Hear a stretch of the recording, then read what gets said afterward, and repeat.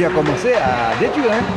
C'est la mobilisation sur place qui a fait que les capteurs sont partis. Hein. La protection de biodiversité, mangrove, forêt xérophyte, forêt sèche-câlin, des formes de botanique très très fortes comme on a dit.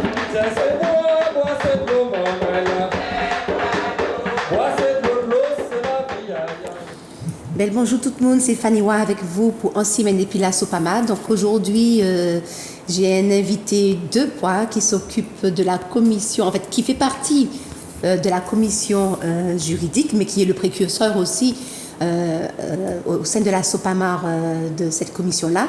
Donc, bon, je ne vous le présente plus, c'est Pascal Tourbillon. Bonsoir. Bonsoir tout le monde. Merci, je tenais en présentation très élogieuse de ma personne. On ne va pas mériter tout ça, mais merci Fanny Wa. Mais je suis content de l'épisode.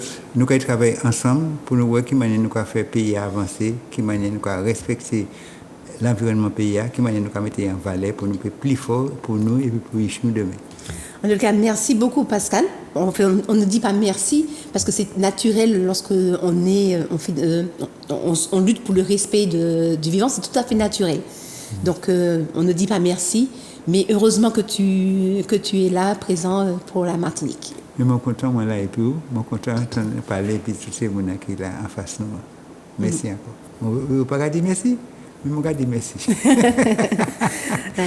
Et si vous voulez donc participer, renflouer la masse, en fait, participer aussi en tant que membre de la Sopamar, donc vous pouvez aussi faire des dons aussi à la Sopamar. Donc vous allez sur Allo Esso, donc on va voir sur la page comment se rendre sur Allo Esso pour pouvoir payer la cotisation pour adhérer à la Sopamar. Ou encore, vous pouvez aussi effectuer des dons. Donc, on va regarder comment s'y rendre. Voilà, merci. Donc, vous allez sur votre moteur de recherche Internet et vous tapez Hello Asso et plus loin Assopamar. A2SAUPAMAR. Et vous prenez le premier onglet qui se présente à vous. Donc ensuite, une fois que vous avez cliqué sur faire un don à Sopamar, vous verrez une page s'afficher avec justement sur votre gauche faire un don à l'association. Donc vous pouvez faire un don de 10, 20, 50 euros et autres, ou encore vous pouvez mettre le montant que vous voulez pour faire un don. Et donc, si vous voulez, vous pouvez aussi donner chaque mois. Voilà, soit vous donnez ponctuellement, ou soit vous donnez chaque mois une somme pour aider la Sopamar à avancer. Nous avons un loyer, nous avons de l'électricité, le téléphone, des procès, exact. Ça coûte cher parfois. Et on a un procès là parce qu'on a osé dire qu'un béquet faisait quelque chose de mal. Bon, et voilà qu'ils nous poursuivent jusqu'à Paris. Alors ça nous coûte beaucoup de frais. C'est ça. Et en fait, lorsqu'on fait appel, parce que souvent il nous arrive de faire appel, très rare en cassation, mais plus on monte dans... Plus ça coûte cher. Alors, par exemple en cassation. En cassation, on a pour minimum, pour faire ouvrir le dossier uniquement, avant tous les autres frais, on a déjà 2 000 euros qu'il faut mettre sur la table. Mais ces 2 000 euros-là, c'est pour qui? Alors, donc, c'est parce que, premièrement, il faut, c'est la juridiction, qu'il faut la saisir. Ensuite, il faut avoir le ministère de l'avocat, c'est obligatoire. Et puis ensuite, dès lors que tu prends ça, et l'avocat, tu le saisis, et à ce moment-là, il va vérifier combien de le dossier, combien de temps le dossier va lui prendre, et en fonction de ça, il va fixer le montant définitif. Mais au départ, il faut déjà ouvrir le dossier, et c'est très cher quand on va en cassation. Et alors, tout à l'heure, là, tu disais qu'effectivement, qu'il y a un créole qui a porté plainte contre la Sopamar, mais pourquoi, effectivement, il arrive que... Pourquoi ça ne se fait pas en Martinique? Pourquoi c'est jusqu'à Paris qu'on nous envoie pour une plainte? Dans ce dossier, il paraît que le créole, comme tu dis, mais c'est un béquet. Hein. Nous savons un béquet, c'est un créole qui est né en Martinique et qui participe à l'économie de plantation. C'est ça la définition du dictionnaire. Et par conséquent, ce monsieur a dit que, bon, oui, en Martinique, c'est préférable qu'on délocalise le dossier parce qu'en Martinique, il y a un climat délétère qui ne lui permettrait pas de mieux se défendre. Alors évidemment, et quand on est là, bon, voilà, hein, c'est pas nous qui décidons, c'est malheureusement c'est le tribunal qui décide. Mais n'empêche, c'est qui paye le billet d'avion pour aller se défendre jusque là-bas? Est-ce que le billet d'avion est remboursé? Non, pas du tout. Si jamais nous gagnons, et si jamais nous obtenons des dommages et intérêts, on peut se faire rembourser le billet. Mais si on perd, ou bien si on dit qu'il n'y a pas lieu de continuer simplement, ah ben bon, on est là. Donc c'est à nos frais. C'est à nos frais. Et donc c'est simplement pour dire, ce n'est qu'un exemple parmi mille autres, mais c'est un exemple pour dire que nous avons des contentieux, on attend que la SOPAMA a gagné, c'est vrai, mais quand nous gagnons, on nous donne 1 500 €, 1 000 €, 2 000 € au maximum, mais quand on perd, ça nous coûte très cher. Et c'est pourquoi nous avons, quand vous voyez Hello Asso, ah ben c'est là, nous sollicitons nos amis pour qu'ils nous portent leur contribution pour que nous soyons plus efficaces dans la lutte que nous menons pour la sauvegarde de notre patrimoine martiniquais, pour la sauvegarde du vivant, pour la promotion de notre pays Martinique. Ok. Mais effectivement, donc on vous invite à permettre à la SOPAMAR justement de renflouer sa bourse en fait pour que nous puissions justement être plus efficaces dans ce que nous faisons. Voilà. Donc on a besoin d'un soutien aussi financier. Et puis vous pouvez toujours participer en faisant de la veille écologique. Donc vous avez quelque chose, en fait, vous voyez que dans les émissions, on apprend beaucoup de choses, beaucoup d'éléments, on reçoit beaucoup d'éléments. Et donc, si vous voyez quelque chose qui ne va pas près de chez vous, qui ne convient pas, vous avez un petit doute, vous voyez qu'il y a des travaux, il n'y a pas de panneaux, tout ça, etc., eh bien, vous appelez l'association. Vous pouvez nous contacter à partir de notre Facebook. Et donc, autrement, nous avons aussi le siège à Place d'Armes au Lamentin, à la résidence du Square. Donc vous pouvez venir nous voir aussi tous les lundis soirs à partir de 18h30, sauf le premier lundi du mois où c'est la réunion du conseil d'administration de la SOPAMAR. Donc voilà. Oui, alors évidemment, la SOPAMAR met en place un réseau de référents. C'est-à-dire que lorsque vous constatez quelque chose qui est le référent de la SOPAMAR, qui fait de la veille écologique, un référent de veille écologique, vous pourrez directement prendre contact avec ce référent. Mais on va vous communiquer cette liste de référents, d'abord les membres du conseil d'administration, mais d'autres personnes qui sont sur place et qui connaissent, par exemple. Si nous avons quelque chose sur le secteur de Grand-Rivière, nous savons le référent là, c'est Arthur Tribault. Nous aurons comme ça des référents que vous pouvez, si vous ne pouvez pas déplacer, vous voulez prendre contact directement. Parce que nous privilégions le contact direct, le contact avec le vivant, mais bien sûr, vous avez toujours la possibilité de téléphoner à la SOPAMAR, de taper directement sur le site de la SOPAMAR et puis pour faire votre alerte. Mais toujours pensez à prendre des photos, ça nous aide pour servir de preuve. Tout à fait. Donc on va commencer l'émission. Donc on va parler aujourd'hui de beaucoup d'eau. Oui, on va parler de l'eau. Et puis nous avons une manifestation aussi samedi. Donc on va commencer justement par la manifestation que nous aurons ce samedi. Donc on va regarder la petite affiche. Voilà, donc vous voyez ici, samedi 19 mars 2022, on a rendez-vous à 9h30 à Cœur-Bouliqui. Cœur-Bouliqui, ça se trouve à Saint-Joseph. Donc vous pouvez voir sur la photo en bas à droite de l'affiche que nous avons marqué « Stop forage ». Et puis, donc, c'est marqué aussi 50% d'eau perdue, nous pacaille à chailler de l'eau en panier. Et nous voyons effectivement des fuites d'eau et des canalisations qui ne sont pas propres. Et tout en bas à gauche, on voit reconstruire le réseau. Donc, Pascal, donc effectivement, on va parler tout de suite de cette manifestation. Pourquoi il est important justement de ne pas en fait créer ce genre de difficultés pour le pays Martinique? D'accord.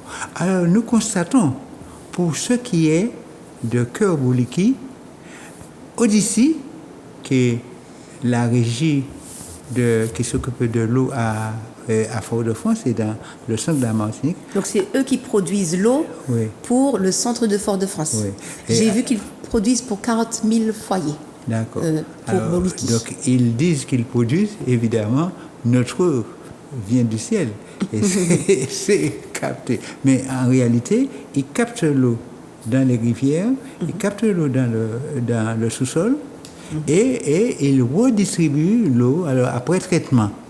Alors évidemment, le problème qui se pose là, faut-il aller chercher de l'eau dans la nappe souterraine, on appelle ça encore la nappe phréatique, sous terre, alors qu'on a suffisamment d'eau de surface, de l'eau de rivière. Nous le disons bien.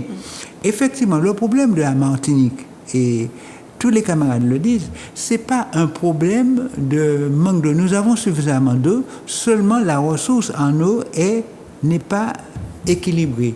Le nord a plus d'eau que le sud, parce que le sud a été davantage déforesté, on a coupé les arbres, et donc la sécheresse. Et puis ensuite, certains moments, il y a des moments pendant le carême, on a moins d'eau. Mais cette année, on a un petit peu de chance parce qu'on a un carême particulièrement humide. Et des fois, donc c'est ça. Donc c'est ça. Alors, donc cela veut dire quoi? Cela veut dire que là où il y a plus d'eau, il faut capter l'eau et stocker pour redistribuer dans l'ensemble du pays. Et en période quand il y a beaucoup d'eau, il faut conserver l'eau, c'est le problème des châteaux d'eau, pour redistribuer. Alors vous avez vu, donc il faut des ouvrages, les châteaux d'eau, les usines qui vont traiter l'eau, et il faut la tuyauterie. Alors, quel est le problème qui est posé à travers tout ça? Odyssey, au lieu de faire en sorte que la ressource soit distribuée dans les meilleures conditions, c'est-à-dire des réseaux en particulier, comme on a vu à gauche, avec des réseaux qui soient en bon état, bien entretenus, on a 50% de fuite, et c'est écrit là. On a vu sur l'affiche. Oui. Sur l'affiche, parce que c'est mal entretenu, alors que si vous regardez bien votre facture d'eau, vous voyez qu'il y a une partie qui est prélevée régulièrement pour l'entretien, pour la maintenance du réseau. Alors, ce n'est pas fait correctement, et puis au lieu de bien maintenir, on va creuser encore dans la ressource, dans le sous-sol, pour prendre de l'eau. Et c'est ce qui se fait à Cœur Bouliqui. On fait ça à grand enfer de publicité. Évidemment, nous aurons de l'eau. Nous disons, mais non. Avant nous faire ça, avant d'aller à la ressource, entretenons bien nos réseaux, sinon c'est de l'eau nous cacher en panier, puisque nous pas prendre de l'eau là, et puis la moitié nous perdu. Donc c'est ce problème-là que nous voulons, et c'est ce que nous voulons attirer l'attention. Nous pas cacher de l'eau en panier, nous pas aller chercher de l'eau en panier, nous les chercher en bon de l'eau, mais en l'eau avant nous, donc aller prendre pour nous puiser, pour nous jeter, alors à nous réparer pour nous savoir. Parce qu'il est dit que si on réparait convenablement nos tuyaux, ce serait épisodiquement qu'on aurait besoin d'épuiser et d'un sous-sol. C'est ça. Bon. Alors, donc, faisons les choses correctement.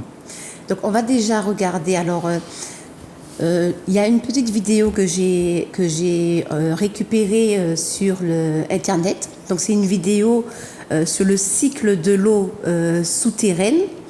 Donc, elle dure 2 minutes 30 et en fait, j'ai pris ça parce que c'est l'agence de l'eau d'Adour-Garonne qui a effectué cette petite vidéo. Et comme je l'ai trouvée qu'elle est très intéressante et elle dit beaucoup en très peu de temps, qui explique beaucoup les choses en très peu de temps, Donc c'est pour ça que j'ai récupéré cette vidéo sur YouTube et qu'on va vous la présenter. Donc ça a été fait par le BRGM. Tu peux dire c'est quoi le BRGM? Qu'est-ce que représente le BRGM? C'est le bureau des recherches minières de la Martinique.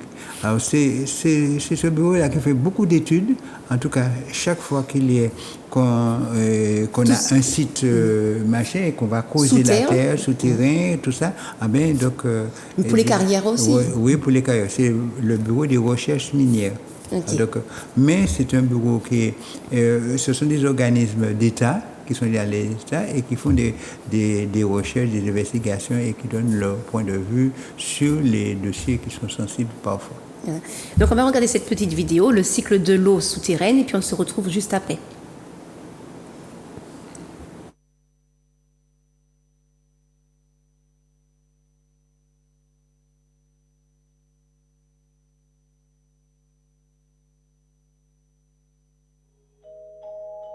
L'eau s'évapore au-dessus de l'océan et forme des nuages. L'eau rejoint alors le sol sous forme de pluie, mais aussi parfois de grêle ou de neige. Une partie de cette eau ruisselle sur le sol, une autre s'infiltre. L'eau va alors traverser la terre végétale. En quelques heures, elle va continuer sa descente en suivant les espaces entre les grains de la roche. Il y a à la fois de l'air et de l'eau dans ces vides. La zone est dite non saturée.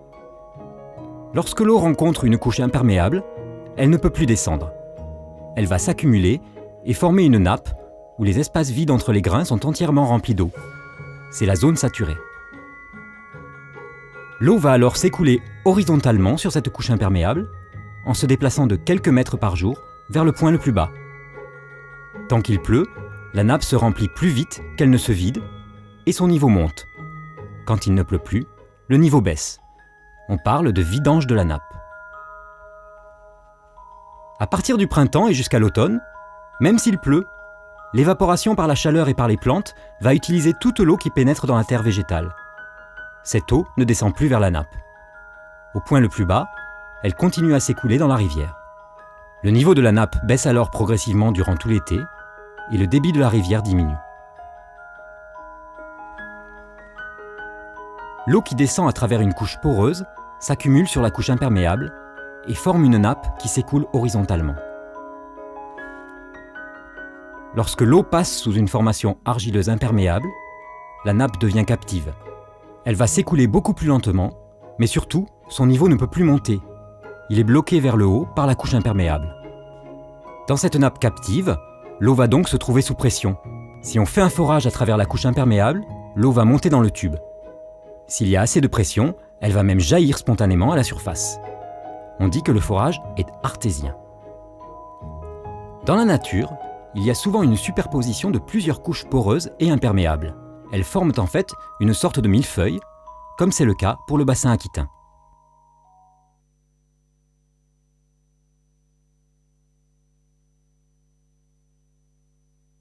Par des rivières, des lacs, des zones humides. Voilà. Donc si on la pompe beaucoup trop, en excès, et que nous n'ayons pas suffisamment de pluie, voilà, sur une longue période, et bien cette nappe phréatique, elle diminue, et nous avons des rivières asséchées, tout ça, etc. Donc on a, et puis ça nous permet aussi, ça fragilise aussi toute la biodiversité qui se trouve justement sur cette partie de nappe phréatique qui a été asséchée. Donc il ne faut pas abuser comme dans tout. Faut pas abuser comme dans tout. J'ai quelques chiffres quand même. Donc il faut savoir que déjà que le carême chez nous, ça se fait du mois de février, avril, mais le carême. Oui, ça commence en principe au mois de février, janvier-février, ça dépend des années, et ça dure jusqu'au mois d'avril-mai. D'avril-mai, jusqu'à ce qu'on commence à avoir à rentrer dans la période des pluies. Alors des fois, les pluies, il y a des saisons intermédiaires, les pluies peuvent commencer un petit peu depuis la fin du mois d'avril, mais très vraisemblablement la période humide, et commence surtout à partir du mois de juin. Donc le carême, c'est février à mai, et puis au-delà, c'est la période humide. Mais on peut dire aussi qu'il y a un déboussolement parce que... Oui. Alors, avec le dérèglement climatique, on dit changement climatique, mais c'est véritablement un dérèglement. Alors, il y a des fois des années où on a des périodes de carême particulièrement sèches, c'est ce qui s'est passé en 2020, et on a eu des problèmes d'eau énormes. Et cette année, par contre, on a un carême vraiment humide. Jusqu'à présent, nous sommes qu'au début du carême. Mais alors, jusqu'à présent, on peut toucher du bois. Mais il y a des avantages et des inconvénients. Mais enfin, il y a ce cas. Et donc, ça peut alimenter davantage la nappe phréatique. Très important la nappe phréatique. Ils parlent de tomes d'hiver là chez eux. Mais nous, ce sont deux saisons que nous avons. C'est le carême, c'est la période sèche, et l'hivernage, la période beaucoup plus humide. Mais cela ne veut pas dire que c'est que pendant l'hivernage, il n'y a pas de soleil. Il y a du soleil, mais prioritairement, les pluies sont plus fréquentes habituellement. Mais il est arrivé qu'on ait des hivernages très secs aussi. Et donc, à Cœur-Bouliki, à Saint-Joseph, nous avons un captage d'eau. Le captage d'eau de rivière en surface. Donc, j'ai vu sur un document sur Internet qu'il y a en tout, sur le SDAGE, qu'il y a en tout 22 prises d'eau de surface en Martinique, donc de rivière. Voilà. Et qui, en fait, qui englobe en tout 94% de l'eau que nous consommons. 94%, c'est énorme. C'est presque la totalité. Voilà. Mais c'est normal, ça veut dire que malgré les problèmes qui se sont posés dans le sud, grâce aux rivières du nord et du centre, on a suffisamment d'eau pour alimenter la Martinique. Et 94% de l'eau que nous consommons vient des eaux de surface, c'est-à-dire des eaux de rivière. Et majoritairement, la rivière Capote, qui se trouve au Lorrain. La Capote, évidemment. Voilà. Et la rivière Blanche, qui traverse justement Saint-Joseph. Et donc, tout à l'heure là, tu parlais justement que il y a des problèmes au niveau de la tuyauterie. 50% sont perdus dans le réseau. Donc, en parlant de Séguineau, justement, tu as quand même quelque chose à dire par rapport à Séguineau. C'est le problème de Séguineau. Quel est le problème de Séguineau? On a à Vivey et sur la Capote une usine ultra moderne qui peut fournir de l'eau, parce que l'eau est prise à la Capote et elle est stockée, elle est traitée là, et elle peut donner de l'eau à toute la Martinique. Bon, il y a deux problèmes qui se posent. Le problème de la tuyauterie, et on a vu le fait parce qu'il y a un propriétaire terrien qui a décidé que le tuyau passe sur son terrain, et que ça peut être une source de richesse supplémentaire pour lui. Et par conséquent, il demande que le passage soit payé le plus possible. Et puis, il a profité d'une période où il y a eu un petit peu d'eau, et où il y a eu un cyclone, et la tuyauterie s'est dégradée, et vraiment, il s'est opposé à des réparations, il s'est fait toutes sortes de choses, et puis il demande aujourd'hui beaucoup d'argent, 225 000 euros, qu'il a obtenu d'ailleurs, alors que pour un terrain, normalement, 15 000 euros suffirait largement. Parce que c'est un terrain agricole. C'est un terrain agricole, et c'est le prix normal. Mais bon, on a vu toute cette polémique-là. Donc, vous voyez, lorsque l'eau, à cause de cette casse-là, il y avait une déperdition de l'eau. Mais c'est pas le plus... Ça, c'est une départie. Et on a mis ça en exergue pour vraiment dire, oui, c'est ça qui fait qu'on n'a pas d'eau en Martinique. Non. Le véritable problème, c'est que la station de Vivey est sous-exploitée, sous-utilisée. L'Odyssée, le centre, refuse de prendre cette eau-là, alors qu'un ouvrage public payé par les Martiniquais pourrait donner de l'eau à toute la Martinique. Odyssée refuse, parce qu'elle préfère aller dans la nappe phréatique, pour puiser dans la nappe phréatique, c'est plus intéressant pour elle, mais pas pour la collectivité martiniquaise. Et ça permet de dire aussi l'autre chose que vous avez dit. Ils ne sont pas là pour se faire de l'argent. Oui, mais oui, normalement, c'est pas pour faire de l'argent. Voilà, c'est pour le bien public. Les copains et les coquins gagnent de l'argent dans cette histoire. Et c'est pourquoi la Soupamar et d'autres personnes disent qu'il faut qu'il y ait une gestion commune de l'eau qu'on s'appelle Odyssée, qu'on s'appelle Espace Sud, qu'on s'appelle Cap Nord, que ce soit la même ressource qui soit redistribuée de façon plus équitable. Et que Odyssée ne vienne pas dire, moi, je préfère prendre de l'eau, moi, pas ici, moi, je vais épuiser, même si ni de l'eau qu'à gaspiller, là, nous pas besoin, mais non, c'est pas sérieux. Alors, donc, ce problème-là, il y a le problème, donc, la politique suivie par Odyssée, qui est une politique malfaisante pour l'ensemble de la Martinique. Donc, il y a de l'eau à viver, qu'on pourrait utiliser, ce qu'on est à puiser dans la nappe phréatique, parce que ce sont les générations futures qu'on risque de besoin d'avoir. On ne sait pas ce qu'on sera de demain. Et puis ensuite, réparer la tuyauterie pour qu'on ait une distribution sans autant de pertes sur le réseau de Fort-de-France et du centre, 50%. Mais il y a quand même quelque chose qui est aberrant quand même. C'est que l'eau, c'est d'utilité publique. Oui. Pourquoi donc ce créole-là est protégé? Pourquoi on doit lui donner 225 000 euros? Pourquoi? Donc, voilà, en fait. Oui. Alors, évidemment, ce qu'il y a, d'utilité publique. Et c'est ce que nous avons dit, des choses que nous n'avons pas comprises encore dans ça. Parce que si on a besoin de son terrain, parce que c'est indispensable que la tuyauterie passe là, qu'il soit béqué ou pas, c'est pas ça le problème. On peut exproprier le propriétaire. Oui, c'est ça. Pour cause d'utilité publique. Et l'eau, c'est une utilité publique, on peut l'exproprier. Mais il faut quand même payer si on prend son terrain. C'est normal. Hein? Bon, je crois que c'est normal. C'est pour tout le monde pareil. C'est tout le monde pareil. Mais seulement, il doit avoir une évaluation juste et correcte. C'est pas parce que moi j'ai envie de 225 000 euros ou 250 000 euros que je vais demander ça. Les domaines, un organisme d'État évalue le terrain et puis dit ça. En l'occurrence, pour ça, les domaines avaient évalué à 15 000 euros. Et ce monsieur a demandé 225 000 euros, alors qu'on dit que depuis des années, il était déjà payé pour la location de son terrain. Donc il y a quand même des choses qui ne vont pas. Mais enfin, ce sont nos politiques qui prennent des décisions, des fois que nous ne comprenons pas toujours. Mais enfin, bon, nous savons que l'ancienne majorité de la collectivité, dans un premier temps, avait dit non, c'est 15 000 euros. Et ça vaut, nous avons payé 15 000 euros.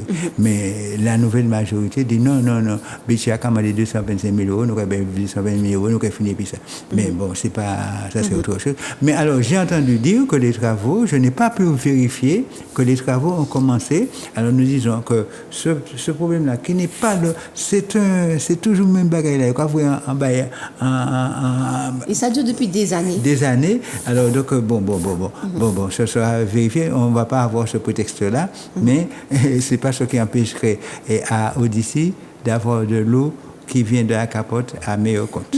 Comme on a dit tout à l'heure là, la rivière de la capote peut desservir toute la population martiniquaise. Oui, et puis évidemment avec l'eau de la rivière Blanche que l'on voit à Cœur-Bouliki. Voilà. Cœur-Bouliki, c'est plutôt la rivière Blanche, mais aussi, et ça nous sommes d'accord, c'est tout le réseau du Sud était alimenté par je viens de dire la rivière Blanche, de là. Et puis évidemment la capote. Donc les deux rivières-là sont capables de donner de l'eau à toute la Martinique. Tout à fait. Sauf dans des périodes où la sécheresse est lourde, comme en 2020. Mais on a la solution des châteaux d'eau. Oui, on a la solution des châteaux d'eau qui permet donc ça veut dire que de stocker l'eau pour que lorsqu'il y en a, c'est bien stocké, puis pour reverser lorsqu'il y en a moins. Mais aussi, les réseaux, je répète là-dessus, les réseaux, s'il y a beaucoup de fuites, on a beaucoup de pertes. Alors, donc, évidemment, nous ne pouvons pas cacher de l'eau en panier. Et puis, il y a aussi, donc, il faut savoir aussi que lorsque l'eau est produite, que toute l'eau qui est produite est déjà payée par les administrés. Et oui. Alors, mais il y a à peine il y a très peu qui arrivent en fait dans le robinet. C'est ça. Parce que Bon, je n'ai pas en tête les chiffres exacts. Et il faut la traiter, il faut mettre du charbon oui, actif. c'est ça. Oui. Et c'est ce qui se fait à Séguineau, à Vivé. L'eau qui est prélevée sur la capote est bien traitée, très bien traitée, avec du charbon actif, très bien traité. Bon, ça c'est un ouvrage public payé par la collectivité. De ce point de vue-là, c'est bon, il n'y a pas de problème. Mais c'est à partir du moment où on prend de l'eau pour le redistribuer. Et c'est là qu'il y a toutes les pertes. Alors il y a quand même, si on veut, mais je crois que les camarades ont déjà expliqué ça. Quand on prend l'eau et les stocker là, il faut l'eau épuisée, arriver au lieu de stockage et à partir du lieu de stockage, redistribuer. Alors, le lieu de stockage, vous le traitez et puis redistribuer. Bon. Alors, j'ai pris le cas de l'usine de Vivé qui est particulièrement moderne, mais il y a d'autres usines de captage et de traitement à Kerboliki, tout ça. Ce sont des eaux de rivière. Mais généralement, c'est bien fait. Il y a simplement un périmètre de sécurité à mettre autour d'eux pour que n'importe qui ne puisse pas pénétrer, pour qu'il y ait une certaine sécurité. Bon, il y a tous ces problèmes-là qui doivent être réglés. Mais il y a deux systèmes de perte. Il y a une première partie qui se perd pour sortir de l'eau, on a puisé l'eau pour l'emmener au lieu de captage et de traitement. Et puis l'autre partie où il y a beaucoup de pertes encore, c'est lorsqu'on part du lieu de traitement pour la distribuer aux utilisateurs comme vous et moi. Mais c'est là. Et c'est là qu'il y a le plus de pertes. Et c'est là que Odyssey, nous disons que Odyssey et le centre, tous les centres, malgré les prélèvements qu'ils font, n'ont pas une gestion comme ils disaient avant, comme on disait avant, un bon père de famille, c'est-à-dire bien faire que la ressource soit économisée. Alors on laisse, et comme de toute façon nous payons, on fait payer. Alors donc, comme il y a des pertes, quand vous voyez, alors je vais bien faire attention, quand vous voyez des pertes autour de vous là, vous voyez l'eau qui s'écoule là, nous continuons à payer cette eau, alors que nous ne l'utilisons pas parce que simplement, ils augmentent la facture simplement. Alors, Odyssey s'en fout, l'utilisateur va payer, le Martiniquais va payer, et puis bon, on peut se payer de gaspiller. Non, mais ce n'est pas une gestion en bon père de famille. Donc, j'ai vu aussi 22% de prise d'eau qui occupe 94% du volume d'eau produit. Et donc, il y a 15 forages sur toute la Martinique, en eau souterraine, qui produit 6%. Dont Kerboliki, normalement, c'était quelque chose qui devait être juste ponctuel.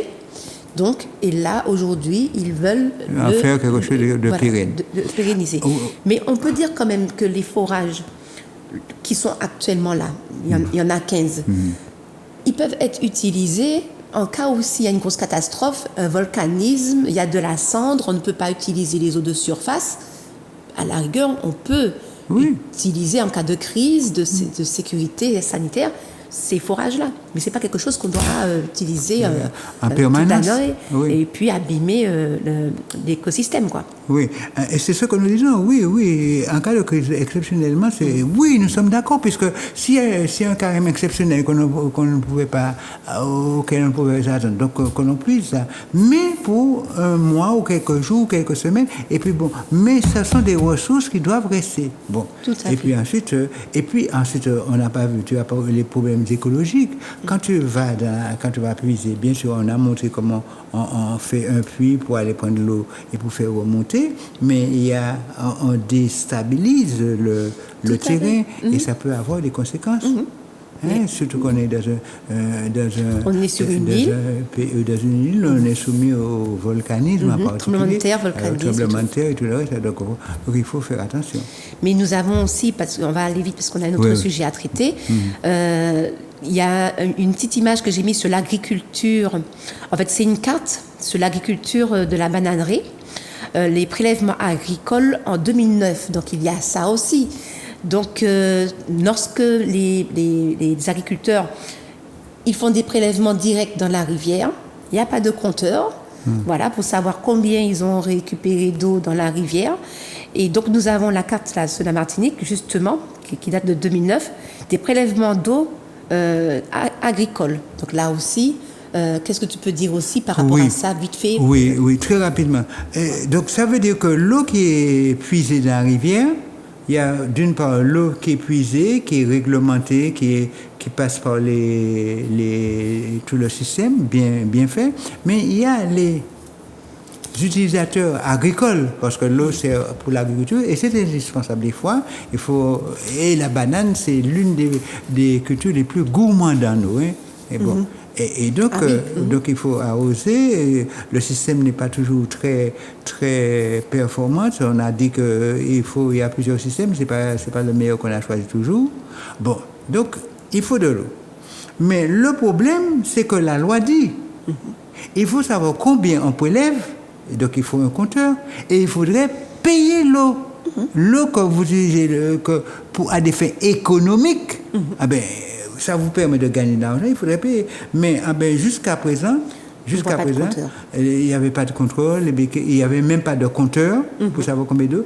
On est arrivé à faire mettre dans beaucoup d'endroits, et moi j'étais au CODERS, je crois, dans un organisme, je représentais la SOPAMA, on a lutté pour voir combien d'eau qui sont prélevés, la nécessité qu'il y ait des compteurs pour savoir combien est puisé dans la rivière. Et puis ensuite, comment payer. Mais ce n'a pas été facile.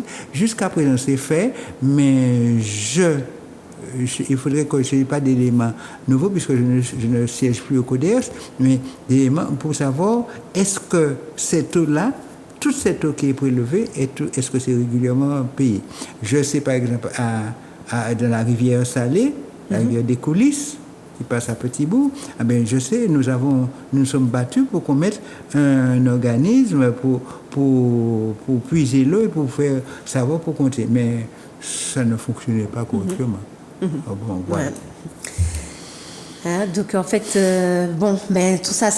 C'est des problèmes qu'il faut régler. C'est des problèmes qu'il faut régler pour qu'on sache. Donc ça veut dire une gestion économe et correcte de la ressource pour qu'on puisse en avoir pour nous et pour les générations futures.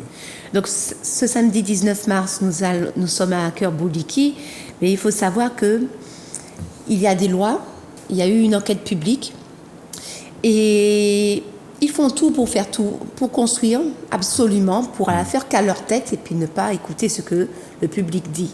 Donc on va voir une petite vidéo vite fait, que j'ai récupéré sur Internet, comme d'habitude. Donc, c'est une vidéo sur l'enquête publique de forage de Cœur Bouliki. Ça dure 2 minutes 49. On se retrouve juste après cela.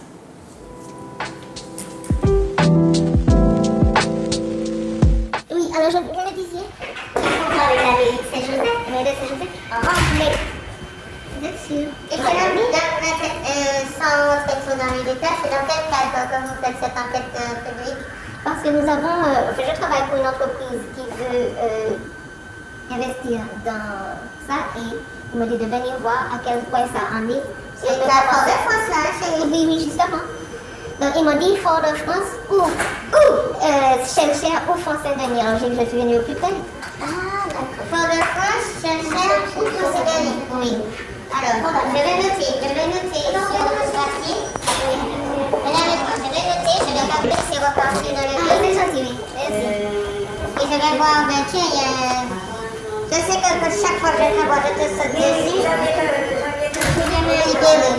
Alors, ces deux dames-là sont vers nous. Elles veulent une... Comment vous appelez ça? Je voudrais consulter un dossier d'avis d'enquête publique concernant des forages qui vont avoir lieu à Cœur Bouliki, à Saint-Joseph. Alors, on m'a dit de m'adresser à Fort-de-France, à Chelcher ou à Font-Saint-Denis. Je suis venue à Fort-de-France, mais apparemment, il faut que j'aille à la mairie de Saint-Joseph. Non, d'accord. Si c'est l'enquête publique de Saint-Joseph, Cœur Bouliki, c'est pas Fort-de-France du tout. Hein. Mais non, pourquoi ils m'ont dit avec moi à Fort-Saint-Joseph? Ah bon? Vous êtes au courant alors? Non, rien du tout, ça m'intéresse. Non, les documents sont en mairie de Saint-Joseph. Vous êtes allé à Saint-Joseph? Non, pas encore. C'est à Saint-Joseph qu'il faut aller. D'accord. Bon, eh bien, merci beaucoup. Cette dame-là est vers nous. On a tous les résultats rapides. Ah, j'allais te faire monter à Chelcher, tu allais encore réaliser. C'est Saint-Joseph. Il faut rester sur Saint-Joseph. Ça concerne Saint-Joseph, même ma collègue m'a dit ça au fond. Oui, effectivement, c'est logique. Bien, bonjour monsieur. Bon ben, merci, on s'en de ce côté-là. Ok, merci madame. Au revoir.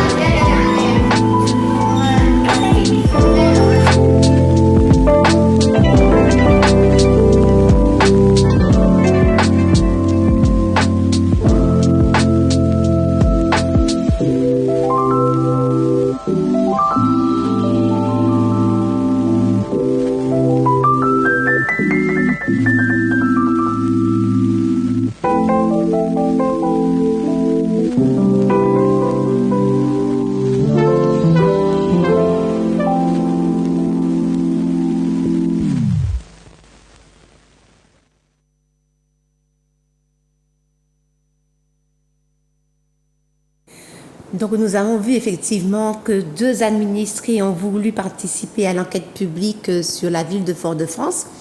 Nous avons vu l'élu, donc elle rencontre une élue qui était en bleu, et donc elle disait que le dossier il est consultable à Saint-Joseph. Mais Pascal, la zone là... Oui, non. oui, alors c'est ça l'information, et comment l'information est occultée, est empêchée, est entravée. Alors, l'enquête publique dit, bon, comme les communes concernées, c'est Fort-de-France, c'est Lamentin, Non, c'est Saint-Joseph, Saint-Joseph et Font-Saint-Denis. Font-Saint-Denis. Voilà. Mais, et puis, il y a tout un cercle qui sont les communes qui sont impactées. Et dans chacune de ces communes-là, il doit y avoir un registre que l'on peut consulter le dossier, c'est-à-dire que la personne qui arrive Font-Saint-Denis n'est pas obligé d'aller à Saint-Joseph pour consulter le dossier et aller rester dans sa commune, et celui qui habite chez le n'est pas allé monter. Donc c'est prévu par la loi pour faciliter ça. Et il peut trouver tous les éléments normalement sur Internet pour consulter et donner son avis. Et l'avantage, quand il doit y avoir une publicité aussi. Il doit y avoir une publicité qui doit dire où des on va trouver des réunions d'information, sur les 4 communes. Surtout lorsque c'est un dossier qui est complexe, il faut qu'il y ait des réunions d'information pour qu'on ait expliqué. Alors, on a vu ici des gens qui veulent aller consulter à Fort-de-France. On dit non, c'est pas sur Fort-de-France, parce que le captage se fait à Cœur-Bouliquet, c'est la commune de Saint-Joseph, et par conséquent, c'est Saint-Joseph. Non, c'est faux. Ou bien il est mal informé, ou bien il y a une rétention de l'information. Il ne veut pas qu'on soit informé. Et c'est toujours ce problème que nous avons, et nous avons de lutter depuis des années pour que nous arrivions à avoir des enquêtes publiques à peu près normal aujourd'hui. Mais malgré ça, on voit qu'il y a des blocages à Fort-de-France en particulier, pas seulement à Fort-de-France, sous prétexte qu'ils ne sont pas au courant. À Chercheur, on n'a pas vu, ils ne savent pas où se trouve le cahier d'enquête, le registre d'enquête, et puis évidemment, donc on n'a pas les informations qu'il faut, et on ne peut pas mettre son avis, ses observations et ce que l'on... Comme on avait fait dernièrement l'enquête publique pour Sainte-Luce, donc ils font une réunion, mais ils n'invitent pas le peuple martiniquais à s'y rendre, quoi. Donc, ils ne font pas de publicité, donc à chaque fois c'est la SOPAMAR qui est obligée d'insister, mais c'est pas normal. Oui, c'est pas normal, c'est pas eux qui doivent faire ce travail-là. Oui, alors évidemment, c'est vrai, et c'est malheureux de le dire, les pouvoirs publics ne font pas toujours le travail qu'il faut, ou ils le font de façon très insuffisante. Et en particulier, l'information du public. Dire qu'il y a ça. Ils disent, ah oui, c'était dans Font-Santé, on a mis une note pour dire qu'il y a une enquête publique. Mais qui est-ce qui va avoir ça? Et puis c'est parmi tellement de papiers, tellement d'autres machins qu'on a à peine à lire. Donc, et nous sommes une civilisation d'oral. Il faut que à la télé, quand on veut faire quelque chose, à la télé, qu'on informe le public à la télé pour dire qu'il y a telle chose qui vous concerne, le répéter s'il le faut, et donc vous êtes invité à aller à tel endroit, à tel endroit. Et quand vous arrivez à tel endroit, que le commissaire enquêteur qui est là soit là pour vous informer, pour vous dire ce que vous avez à faire. Et je crois, pour cette enquête publique, pour le forage qui a eu lieu, aujourd'hui, on met tout le travail de rectification pour la distribution de l'eau, mais pour le fourrage, on avait beaucoup de choses à dire. Pour ce fourrage-là, je crois que le travail d'information et de publicité n'a pas été suffisant. Et puis maintenant, ils ont besoin de mettre de l'électricité pour pouvoir faire fonctionner les pompes, pour pouvoir pomper l'électricité. Et l'électricité, la pose d'électricité, c'est énormément d'argent, de travaux et de désastres au niveau écologique aussi, puisqu'ils vont détruire une bonne partie de... Alors évidemment, nous allons discuter de tout ça sur le terrain, nous allons voir. Donc samedi 19. Samedi 19 et à Cœur-Bouliquet à partir de 9h. Voilà. Donc nous serons là et on va répondre à toutes les questions que la population se pose. Voilà. Donc on voit l'affiche, samedi 19 mars 2022, rendez-vous à 9h30 à Cœur-Bouliquet, à Saint-Joseph. Je voulais aussi montrer une dernière petite photo pour clôturer le dossier, la photo numéro 4 pour les eaux souterraines où on voit la montagne. Juste pour dire que les eaux souterraines, pour conclure les eaux souterraines sont les approvisionnements de base des rivières et des lacs. Donc il faut absolument les protéger. Ce sont les eaux souterraines qui nous permettent d'avoir des rivières. Ce sont les eaux souterraines qui nous permettent d'avoir des masses d'eau à la surface de la Terre. Donc, protégeons notre île, protégeons notre Martinique. Nous allons passer au dossier de la station d'épuration qui se trouve à Pontaléry, c'est au Robert. Voilà. Donc on avait fait une petite visite, on va juste voir la petite vidéo qui a été faite, qui est très intéressante. Donc la vidéo de la station d'épuration Pontaléry au Robert, et puis on se retrouve juste après sur le plateau.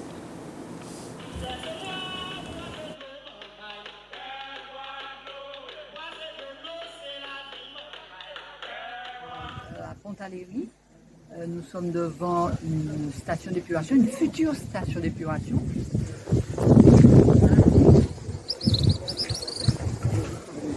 Il y a des subventions qui ont été attribuées pour ces travaux-là, notamment par l'Office de l'eau. Les bâtiments sont construits, les cuves également sont là, mais elle n'est pas en fonctionnement. Et ça va bientôt faire peut-être 10 ans qu'elle a commencé, c'était du temps du Six.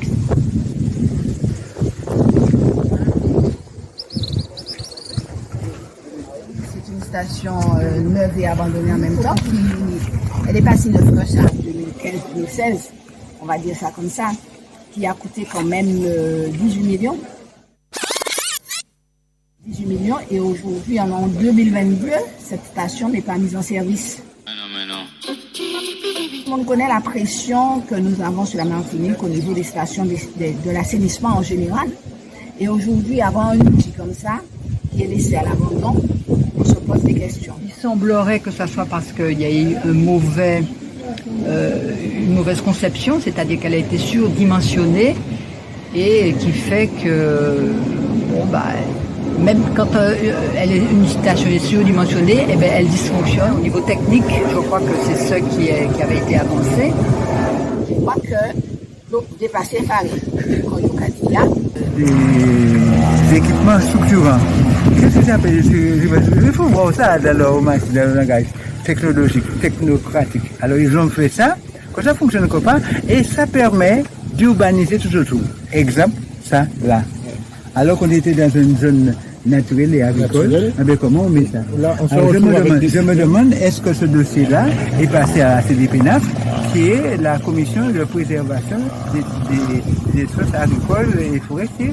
C'est inadmissible. Donc, il faudrait vraiment que les élus nous expliquent.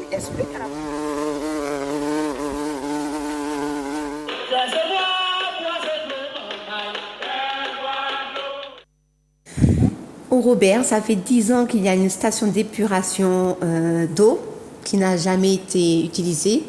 Comme dit Marie-Jeanne Toulon, elle est surdimensionnée, donc elle crée un problème technique et d'hygiène et de sanitaire.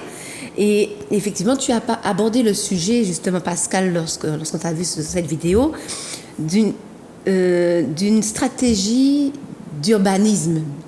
Et effectivement, on voit à côté de la station qu'il y a des mouvements. Oui, une urbanisation. Alors, il paraît que c'est un copain on a autorisé à mettre sa station de réparation de véhicules. Mais enfin, bon, c'est bon. Mais le problème central quand même, on a un équipement qui nous a coûté très cher. 18 millions. Près de 10 ans que ça existe, depuis 2014.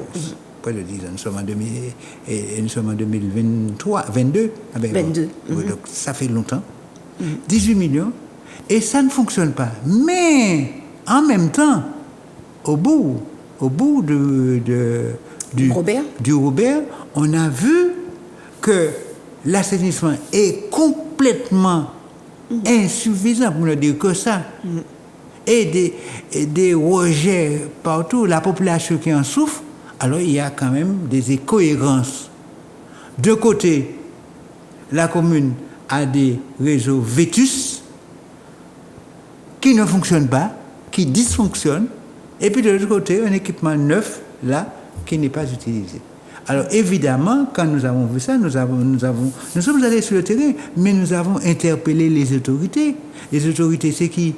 La ville du Robert, pour l'assainissement de sa commune en expansion démographique, mais encore que. Mais aussi, et Cap Nord qui est chargé de tout l'assainissement sur le secteur. Donc, tout ça, nous avons dit, mais qu'est-ce que c'est que ça? Il y a un sous-équipement de côté, avec tout ce qu'il y a comme nuisance, tout ce qu'il y a comme risque de maladie, et puis de l'autre côté, un équipement neuf qui n'est pas utilisé. Dites-nous, quand vous allez mettre ça en fonctionnement, pourquoi ça n'est pas mis en fonctionnement jusqu'à présent? Expliquez-nous.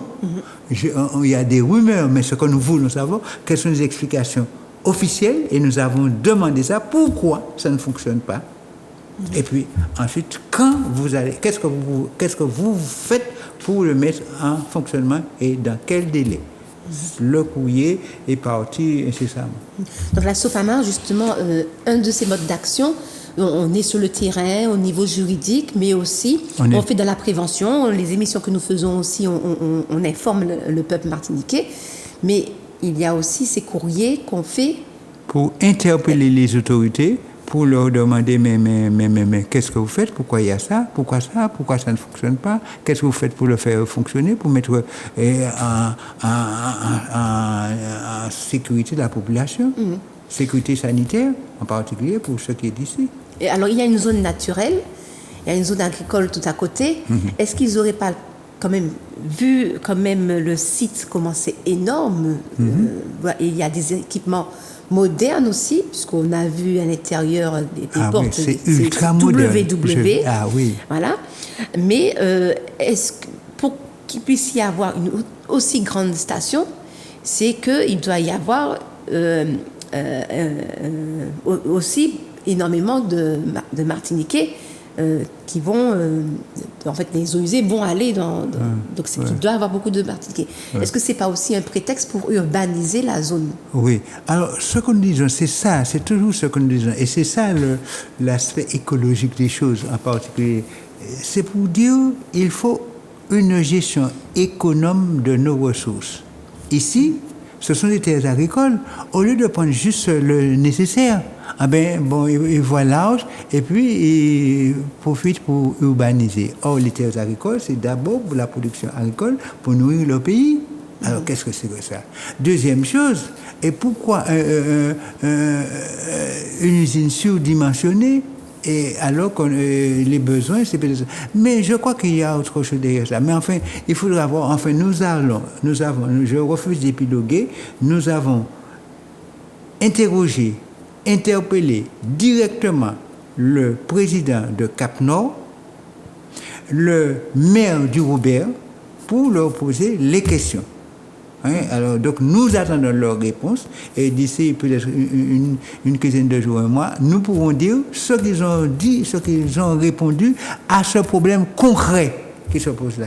Et ça, c'est ce travail que nous faisons et aussi pour informer la population, pour leur dire ce qu'ils peuvent faire aussi. Voilà. Donc, en fait, vous voyez tout ce qu'il y a à faire quand même sur la Martinique. Ce que le Martiniquais doit faire par ses propres moyens aussi, c'est venir nous soutenir, nous, la SOPAMAR, avec l'OASO au niveau financier, comme on a vu au début de l'émission, mais plus nous serons nombreux sur le terrain, plus nous ferons pression, plus on nous écoutera, on nous entendra, et la différence quand même, je voulais dire, des actions qui étaient menées dans les années 80 de la SOPAMAR, il y avait énormément de personnes sur le terrain. Et aujourd'hui, on en voit moins, mais quand même, on peut dire quand même qu'on gagne quand même beaucoup de procédures. Oui. C'est pas évident, parce qu'on est moins sur le terrain, mais voilà quoi.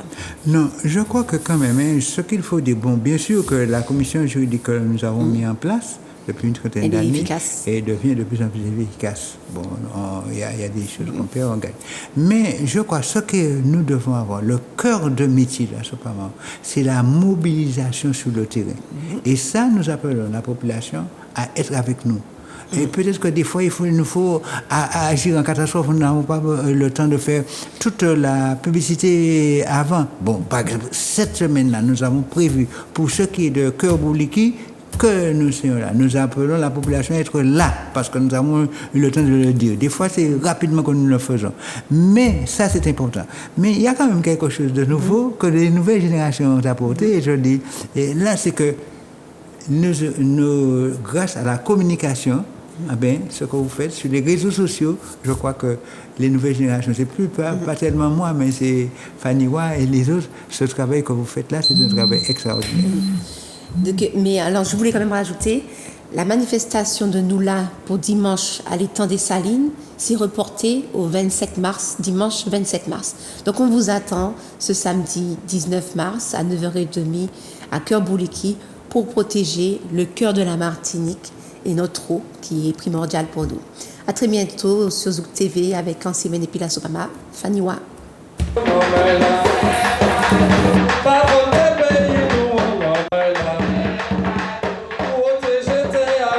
Vous avez déjà commencé à détruire. C'est la mobilisation sur place qui a fait que les capteurs sont partis.